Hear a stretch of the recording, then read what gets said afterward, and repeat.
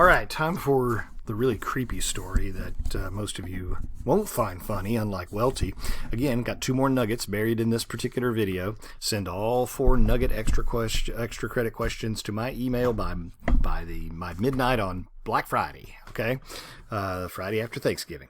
So here we are with Joyce Carol Oates' Where Are You Going, Where Have You Been? Yeah, it's a creepy story. A lot of people are like, ooh, this is kind of strange. But it's got even more strange things to it than you might think if you look very carefully at it. Most people just kind of breeze on through it and they catch the basic plot line. They're creeped out by Arnold and his pal there in the car with him, and you're spending most of the story going, don't leave, don't go with him, and then of course the ending comes, but I bet you weren't paying close enough attention to the ending to see maybe this thing doesn't end the way you think it does. Well, as I said in class, it's based on kind of a historical case, and that is Mr. Schmid over there. He's often called Smitty. Killed 3 girls that we know of in Tucson. He was called the Pied Piper of Tucson. He was older than the teenagers that he hung out with, tried to fool them into thinking he was one of them, their age, took advantage of some people, some girls, and killed them with a friend once. He went to prison. He was convicted, went to prison. He met a rather bad fate in prison. He was beat up and stabbed in 1975. Went to prison for about 10 years before he was killed in prison. They did a number on him. You can read about it if you wish. Didn't treat him very well. Too bad. He's a fairly famous case out in Arizona. Oates comes across it, of course, and she's fascinated by the fact that this guy is kind of mesmerizing young teens into sort of following him, or he's following them, or maybe mutually or so. And of course, at the time she had been dating Bob Dylan, who was, by the way, in the early 60s, the great, icon of pop music, especially in folk music. And she was kind of, I don't know whether she was put off by or just amazed by the extent to which he had such an unbelievable following. People just followed him around like he was a guru, and still do, kind of. Great writer, no doubt about it. Not such a great singer, but a good writer. And, he wrote a lot of hits and things, and they had their relationship, and then it was over with. That's Oates up in the upper right-hand corner. And they did a film version of this that was that came out in the 80s, called Smooth Something or Other. Smooth Moves, Smooth Something. It starred the Trip, what's-his-face there, and Laura Dern, who is the blonde, the Connie figure. You can look it up. It's not terrific. It deviates quite a bit from the story. But one of the things that I want to point out to you also is that the piece has often been looked at as kind of a creepy tale, but it also has these kind of fairy tale elements in it. And I want us to kind of examine some of those before we dig into it. It has a bit of a Big Bad Wolf quality to it, right? Okay. I'll huff and I'll puff, and a 3 Little Pigs kind of quality to it. I'll blow the door in. Little Red Riding Hood, Big Bad Wolf, right? Kind of thing, going with it. Some people have said it has a little bit of a Hansel and Gretel quality to it, because of course Hansel and Gretel are out in a cottage in the middle of nowhere. There's no witch involved here, of course, but there are also sort of some Rapunzel-esque themes to it, because Connie has, longer blonde hair, and she's locked up someplace and wants out, some people say. And maybe this is the guy who's going to help her break away and go escape the domicile in which she's been brought up and been cooped up in. She wants to get out and do her own thing. So you can look at it a lot of different ways, but a lot of people have pointed out that this has kind of little bitty bits of fairy tale kind of references in it. Do your own thinking on that. We do know that Connie is 15 years of age. A very important age in the life of young girls, that crossing from girl to young woman. And, traditionally we've celebrated that with everything from quinceañeras to sweet 16 parties and whatnot. But it's that point at which, you're no longer a little girl anymore, and you're starting to get interested in becoming your own adult person, right? And that involves all kinds of things. It involves not just boys, but also, striking out on your own and being your own person and getting upset with mom and dad for having rules and stuff that are so dumb. Making your own friends, staying out with your friends, spending more time with your friends than you do with your family. And that's exactly what we have with Connie. And so I think Oates is trying to say something here about the dangers of youth culture. I think that's certainly one of the things that she's it's kind of a warning about. In some ways, kind of like a Rosen thing here, right? Kind of like a Charlotte Temple thing. Not exactly, but certainly a cautionary tale in that regard. So she's this teen in transition, and you see it. I'm going to be reading quite a bit here if I can. My eyes hold up. Her name was Connie. She was 15, and she had a quick, nervous, giggling habit of craning her neck to glance into mirrors or check other people's faces to make sure hers was all right. She knew she was pretty, and that was everything. Right? That's a great line. So this is true with some girls, not all. Some who are pretty know they're pretty, and they're really fascinated by their prettiness, and don't you think I'm pretty, and everybody thinks I'm pretty. I guess it's nice to be attractive. I've never been, but I guess it's nice to be attractive. And there's nothing bad necessarily about admiring your own blossoming beauty, which is, lovely. But at a certain point, some types of girls get a little bit hung up on their own good looks, and they get a little bit snooty, and they get a little bit stuck on themselves. Sometimes this is just a fad, hopefully. But frequently it can turn into something pretty ugly. She is somewhat self-absorbed. She is carried away with her own ability to attract boys, and to be pretty as an object in and of herself. And that can be okay, but it can also be something that gets you carried away.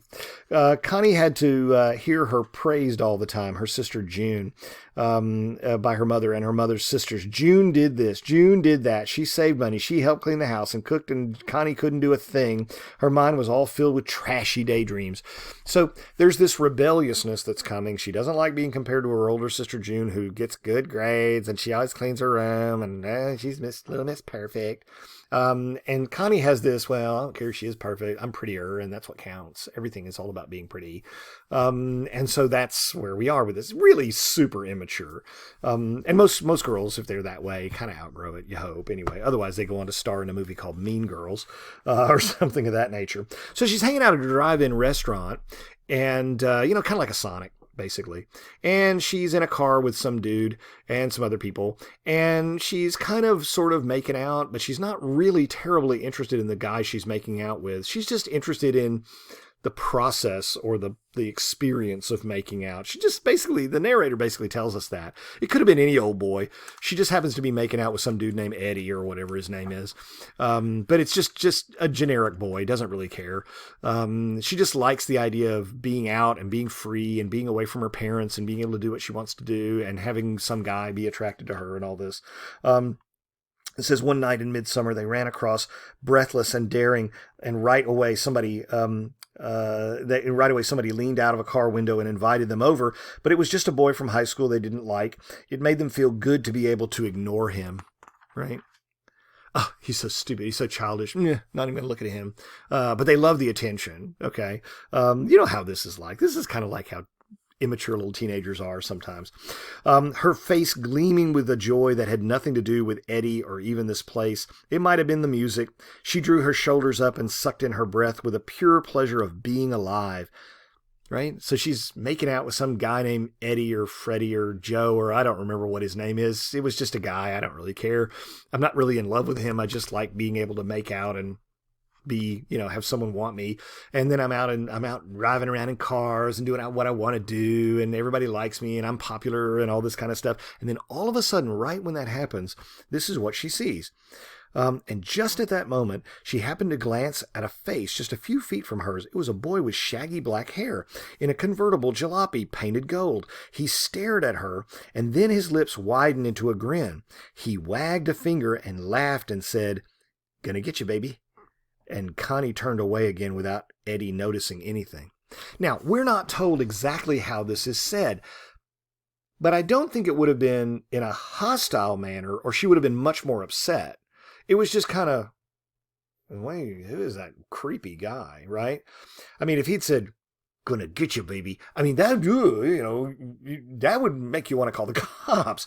So it must not have been that way. This is conjecture here.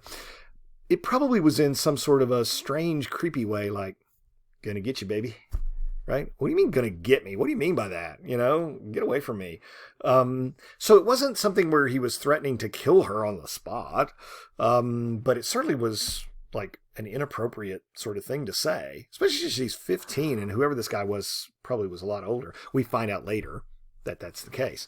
So who is this guy? Well, we find out in a little bit that the next morning, one Sunday, or we're told one Sunday anyway, Connie got up at 11. None of them bothered with church and washed her hair so that it could dry all day in the sun. Her parents and sister were going out to a barbecue at an aunt's house, and Connie said no, she wasn't interested, rolling her eyes to let her mother know just what she thought of it. Are you coming with us to the barbecue? Oh, no. God, the barbecue. Gosh, no. I'm going to wash my hair. Leave me alone. I just want to listen to my music. So she's into her little teenage, like, cocoon world.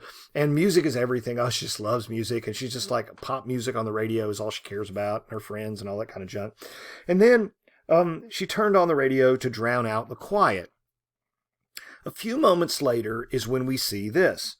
After a while, she heard a car coming up the drive. She sat up at once, startled, because it couldn't have been her father so soon. The gravel kept crunching all the way from the road. It was an open jalopy, painted a bright gold, that caught the sunlight. Opaquely, her heart began to pound, and her fingers scratched at her hair, checking it, and she whispered, Christ, Christ, wondering how she had looked, how bad she looked.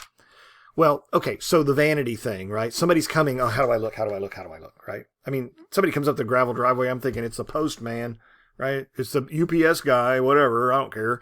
But not her. She's got to always kind of look her best. You never know who it is. She doesn't even know who's coming, but the vanity is there. And out pops a guy. Looks like the guy at the Sonic or the drive-in or whatever you want to call it. I ain't late, am I? He said. Who the hell do you think you are? Connie said. Told you I'd be out, didn't I? I don't even know who you are. Now, first of all, I want you to notice this. So there's a mention of church. There's the use of Christ in, using that name in vain. And then there's the term hell. Okay. Coincidence? Don't think so, but something funny going on here, right? Why don't you keep that in the back of your mouth? Both boys, there were two of them, right? Wore sunglasses. The driver's glasses were metallic and mirrored everything in miniature. You want to come for a ride, he said. Connie smirked and let her hair fall loose over her shoulder. Don't you like my car? New paint job? Hey, what? You're cute. She pretended to fidget. Right? Hey, Ellie's got a radio, see? Mine's broken down. So this is a guy, his friend is named Ellie. The Elliot guy looks totally zoned out. He's not even looking anywhere. He's just listening to the radio and he's up. His eyes are like glued to the sky or whatever it is. She couldn't decide if she liked him or if he was just a jerk. Right? That's interesting, right? I think girls are more like that. That it's like, is he cute or just kind of a jerk? Is he like confident in a good way or is he just a big mouth braggart? I don't know. Can't decide yet. And so she dawdled in the doorway, wouldn't come down or go back inside. She said, what's all this stuff painted on your car? Can't you read it? This here is my name to begin with. He said, Arnold Friend was written in tar-like black letters on the side, with a drawing of a round grinning face that reminded Connie of a pumpkin, except it wore sunglasses, right? I want to introduce myself. I'm Arnold Friend, and that's my real name. And I'm going to be your friend, honey. And inside the car is Ellie Oscar. He's kind of shy. Now, these numbers are a secret code, honey, Arnold Friend explained. He read off the numbers, 33, 19, 17, and raised his eyebrows at her to see what she thought of that. But she didn't think much of it. The left rear fender had been smashed, and around it was written on the gleaming gold background, done by Crazy Woman Driver. Okay, well, I guess that's kind of funny. So there's some weird things going on with the car there, okay? Now notice she did not see all these details with the guy who was at the drive-in, the Sonic or whatever. She just saw a gold car with a guy with dark, shaggy hair. But now all these details are coming up, and he's like, hey, this is a secret code. Well, what would the secret code be? What is that secret code? Well, here's what I'm going to do. Nugget number 1. Go out and Google it. There's a biblical reference with these numbers. Okay? There's a biblical reference to these numbers. Go out and Google it. If you can give me the right answer, then you get 5 extra points for extra credit. Has to do with the Bible, 33, 17, 19, 17. Here's the other thing. Go in reverse, right? Go in reverse. 17th book of the Bible, 19th chapter and 33rd verse. I'll give you that much. Tell me what's in there. See what you see. The other thing that's kind of a mystery about it is, what do the numbers add up to? I'm not going to go into that. You can do the math. It's probably a vulgar reference. Another thing to think about that people have pointed out is, if you took the R's out of Arnold Friend's name, what would you be left with? Let's see. No R in Arnold, and you would have Anold or an old. No R in Friend would be Fiend. An old fiend. Who's an old fiend? Interesting. Well, let's keep reading and see what we see, right? Connie liked the way he was dressed. How was he dressed? Well, at first she liked the way he was dressed because he had a tight shirt on which showed off his build, right? And tight pants on, and she's like, okay. But then she gets a closer look and says, wait a minute, something's not right about this guy, right? Connie, you ain't telling the truth. This is your day set aside for a ride with me, and you know it. How do you know what my name is? It's Connie. Maybe and maybe not. I know my Connie. He acts like he knows her. He keeps acting like he knows her for sure. And she's really creeped out about it. How does he know so much about her? I know your name and all about you. Lots of things. I know your parents and sister are gone somewheres, and I know where and how long they're going to be gone. And I know who you were with last night, and your best girlfriend's name is Betty, right? Okay, now things are getting real serious, right? He's no longer maybe sort of kind of attractive. Is she cutie? But no, this is really weirding her out, right? How do you know all that stuff? Listen, Betty Schultz and Tony Fitch and Jimmy Pettinger and Nancy Pettinger. It was like a chant. Raymond Stanley and Bob Hutter. He knows all of her friends. How does he know all this stuff, right? So she's getting really, really concerned at this stage. At the front fender was an expression that was familiar. Man the flying saucers. It was an expression kids had used the year before, but didn't use this year. Have you ever noticed that young people, they'll have a slang phrase and it'll be in for a while and then it's like yesterday, right? It's not funny anymore. This is kind of like the equivalent of that old saying, beam me up, Scotty, right? Oh gosh, people here are crazy. Get me, man, the flying saucers, get me out of this crazy world, right? Something like that. But, let's see, what's one that I know? I think it's probably past now. On fleek, right? Isn't that past now? We'll see how many of you think on fleek is sort of passé now. But it was big for a while, and then now it's kind of like nobody uses that anymore. So he's like a year or so behind the teenage slang that's in vogue, which marks him as not being one of them exactly. Didn't you see me put a sign in the air when I walked by you? What sign? My sign. And he drew an X in the air, leaning out toward her. They were maybe 10 feet apart, listening to the music from her radio, and the boys blend together. He makes an X. He goes, didn't you see my mark? I marked you. Right? That's super creepy, meaning you belong to me. He's marked her, right? Christ, church, hell. An old fiend. Who is this guy? She said suddenly, hey, how old are you? His smile faded. Right? She could tell then that he wasn't a kid. He was much older, 30, maybe more. At this knowledge, her heart began to pound faster. That's a crazy thing to ask. Can't you see I'm your own age? Like hell you are. Or maybe a couple of years older. I'm 18. 18, she said doubtfully. Ellie turned for the first time, and Connie saw him was shocked that he wasn't a kid either. He had a fair, hairless face, cheeks reddened slightly. He looked like a 40-year-old baby. Connie felt a wave of dizziness rise in her. Now she's starting to feel queasy and sick to her stomach because she knows what's going on. These two people are not what they look like. Okay, at first. From a distance, they look like they might be teenagers because they're kind of dressed and trying to look. But here's the deal. There's something wrong with his hair. There's something wrong with his face. When you see him take the glasses off or look down below the glasses, you can tell he's wearing some sort of makeup. And his hair is kind of shaggy. You see this. He says, maybe you better step out here, he said. And this last was in a different tone. It was a little flatter, as if the heat was finally getting to him. Maybe you better step out here. That's a little serious. Connie, don't fool around with me. I mean, don't fool around. Shaking his head, he laughed incredulously. He said softly, now, what you're going to do is this. You're going to come out that door. You're going to sit right up front with me, and Ellie's going to sit in the back. The hell with Ellie, right? This isn't Ellie's date. You're my date. I'm your lover, honey. What? You're crazy. Yes, I'm your lover. You don't know what that is, but you will. I know that too.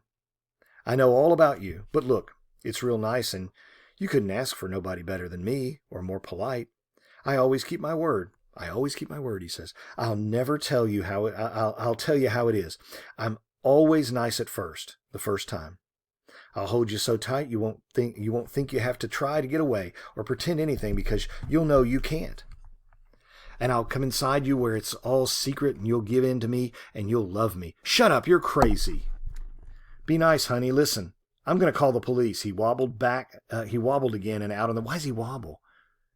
Something funny going on with his shoes. Well, Schmitty down here, him, wore stuff in his boots to make himself look taller because he was kind of a short guy. When he would hang out with the teenagers, he would put like big rolls of socks and things in his boots so that he'd look a couple of inches taller, you see. And this guy, something funny's going on with his shoes, right? With his boots. Something funny's going on. He wobbles in them. What's going on? His whole face was a mask, she thought wildly, tanned down into his throat, then running out as if he had plastered makeup on his face but had forgotten about his throat, right? So it's kind of like he doesn't have any like concealer or makeup or whatever on his throat. He's left it kind of pale. Honey, listen, here's how it is. I always tell the truth, and I promise you this, I ain't coming into that house after you. Honey, I'm not coming in there, but you're coming out here. You know why? I'm going to call the police. Soon as you touch the phone, I don't have to keep my promise and I can come in and I can come inside. You won't want that. What is going on here? What's happening? He says, I'm not going in.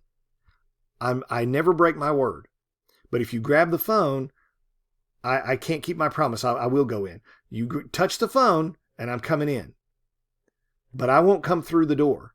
Now, what is that? Why isn't it that he seemingly can't come inside unless she breaks some sort of weird rule? Now, on a psychological level, what he's trying to do is he's trying to convince her that she's coming along with him of her own free will, which she is not, of course, right? He's manipulating her. But it's this game that he's playing, isn't it? I want you to come outside, and I want you to see this as a date when it's not a date, clearly. I'm not going to go in because I am not going to pass through your threshold. Again, some sort of fairy tale kind of thing where he can't go in unless he's asked in, right? He can't go in unless he's invited in, right? Are you beginning to think what else he might be? We'll skip ahead a little bit in the interest of time. Ellie gets very threatening, like, you want me to pull the phone out, disconnect the phone from the house. And he says, shut your mouth and keep it shut. Promise was not to come in unless you touch the phone. I'll keep that promise. Don't you know who I am? Don't you know who I am? Well, you're Arnold's friend. You said so. Yeah, but don't you know who I am? Right? He keeps asking these questions, these strange questions. But if I don't come in, if you don't come out, we're going to wait till your people come home and then they're going to get it. Ooh. So if I wait him out, then he might do something bad to my family, right? So she's got a real dilemma here. The boy for you, she said, I'm the boy for you. And like I said, you come out here nice like a lady and give me your hand and nobody else gets hurt. I mean, your nice old bald-headed daddy and your mummy and your sister and her high heels, because, listen, why bring them into this? Leave them alone. Hey, you know that old woman down the road, the one with the chickens and stuff, you know her? She's dead. Dead? What? You know her? Arnold Friend said. She's dead. Don't you like her? She's dead. She isn't here anymore. But don't you like her? I mean, you got something against her? Some grudge or something? Then his voice did. That's a strange kind of conversation, isn't it? You know that old lady down the road? Oh, she's dead. What, you don't like her? No, she's dead. She died. Well, you got something against her? What? Why don't you like her? What do you mean? Why don't you like her? That's a strange response, isn't it? What is he getting at here? Then his voice dipped as if he were conscious of a rudeness. He touched the sunglasses perched on the top of his head as if to make sure they were still there. Now you be a good girl. What are you going to do? Just 2 things? Or maybe 3? But I promise it won't last long and you'll like me the way you like the people you're close to. You will. It's all over for you here. So come on out. You don't want your people in any trouble, do you? She cried. She cried for her mother. She felt her breath start jerking back and forth in her lungs as if there was something Arnold Friend was stabbing her with again and again with no tenderness. She thought, I'm not going to see my mother again. She thought, I'm not going to be able to sleep in my bed again. Her bright green blouse was all wet. And then Friend says to her, the place where you came from ain't there anymore, and where you had in mind to go is canceled out. This place you are now, inside your daddy's house, is nothing but a cardboard box I can knock down any time. You know that and always did know it. You hear me? Now, there's something really strange about this guy. Who is he? Don't you know me? Well, you just tell me you're Arnold Friend. Yeah, no, but don't you know me? What happened to that old lady? She died. Don't you like her? Don't you like her? Who is this guy?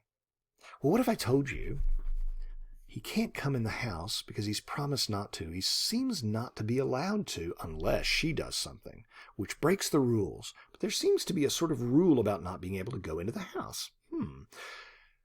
He seems to be wobbling on his feet as though, I don't know, maybe he doesn't have feet. Maybe he has hooves. He's got a funny wig on with some bumps on his head.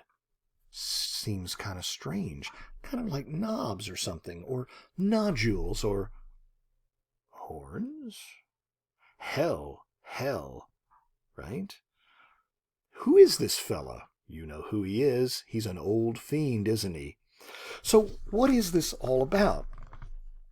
In the final analysis, is it an allegory? Is it real? Is it really the devil come to get her? Is it the devil incarnate? Is it the devil symbolized in a fellow named Arnold Friend? Okay.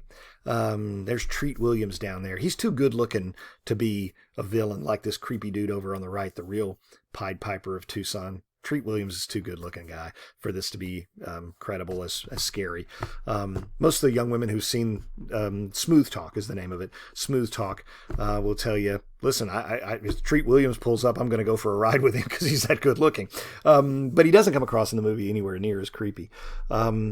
Fourth nugget is this. Fourth nugget, extra credit question, is what's he got painted on the side of his car? What are the numbers there? That was the third nugget. Fourth nugget is, what's the phrase he uses that the kids used to use the year before? What's that phrase? Okay, so those are the 2 nuggets. What do those numbers mean? Where are they? It's biblical. What are they? Go do your homework on it. And the second thing is what's the saying on the side of the car? Clearly, at the end, you're invited either to view this as being literal. Did it really happen this way? Is this really the devil, or is it somebody that she's projecting all this onto? But look at the last here. This is kind of important. She said, honey, you're better than them because not one of them would have done this for you. You're better than your family. She watched herself push the door slowly open as if she were safe back somewhere in the other doorway, watching this body and this head of long hair moving out into the sunlight where Arnold Friend waited. Now, have you ever been in a situation you're so scared you kind of see yourself doing something? You're almost in an out of body a little bit, maybe, kind of. But look at what else it says. My sweet little blue-eyed girl, he said in a half-sung sigh that had nothing to do with her brown eyes, but was taken up just the same by the vast sunlit reaches of the land behind him, and on all sides of him, so much land that Connie had never seen before and did not recognize except to note that she was going to it. Right? Now, you're going, no, don't leave, Connie, stay tight, stay put, right? Go grab a knife, get a baseball bat, grab a gun, shoot him. But she leaves, right? Why does she go? Ostensibly to protect her parents and her family. She sacrifices herself in a way, right? Is this devil figure real? Well, let me invite you to think in these terms. Have you ever had a nap where you've got the radio going or the television on, and strangely enough, you're kind of half asleep, half awake, waking up, falling asleep, etc. And you dream, but your dream is somehow connected to the television show that was on in the background while you were sleeping. Or the song that you fell asleep to is in your dream, right? I know most of you are creeped out by this and going, no, Connie, don't go. Maybe she didn't. Maybe this didn't really happen. Maybe this is all a dream, because you remember she's falling asleep with the radio on, right? And that's when she hears the gravel and the car coming up the driveway. And have you ever had a dream about somebody that you may have seen for like 2 seconds the day before, that creepy guy with the black hair at the Sonic? And then all of a sudden in your dream, it's like all woven out and he's the devil, okay? She didn't notice all these things about the car when she was at the drive-in. She's noticing in her dream. She didn't have this kind of... How in the world would he know all these things about her? How would he know where her parents went? Is she dreaming about the devil, or is the devil really there? Is that really the guy? Or maybe he's not the devil. She just is projecting that onto him. Don't know. But it has that kind of fairy tale quality. What if the devil came knocking at your door, right? Once upon a time, there was a girl named Connie, who was a little bit on the wild side and very disobedient and didn't care for her parents. And along came a man who knocked on her door. And his name was Arnold Friend, but he was no friend, right? Do you see how it has that kind of quality to it? It's got those sort of feel of that to it. You have to decide for yourself whether this was a dream or whether it wasn't, if you want Connie to survive and not die. But even if it is a dream, it seems sort of psychologically significant, because she's on that cusp between being a child and being a grown-up. And at that stage, we are all trying to get out of our parents' house, out from under their influence. And at the end, she decides to go and leave. And he says, this is where your daddy has you, but you have to leave. Don't we all? We all have to leave our parents at some point. And when we do that, it can be traumatic and it can be scary and it can be very, very dangerous. As children, we're sheltered, we're protected, we're within that bubble of security. And when we get to be teenagers, that's when we start kind of going our own way, right? And trying to be our own person. And that can be very difficult and very traumatic for a lot of people. And it can also be very dangerous for a lot of people, because we're taking chances and we're trying out our wings or whatever. And it's scary, okay? Is that what he's getting at? This devil-like friend who says, you got to leave daddy's house sometime. Come on out, right? Come with me. Should you go with him? I wouldn't go with him. I don't know. Anyway, okay, so those two nuggets, remember the nuggets. Nuggets are, what's the biblical reference of those numbers? And two, what's the saying that was an outdated slang term that the teenagers were using that Arnold put on his car? All right?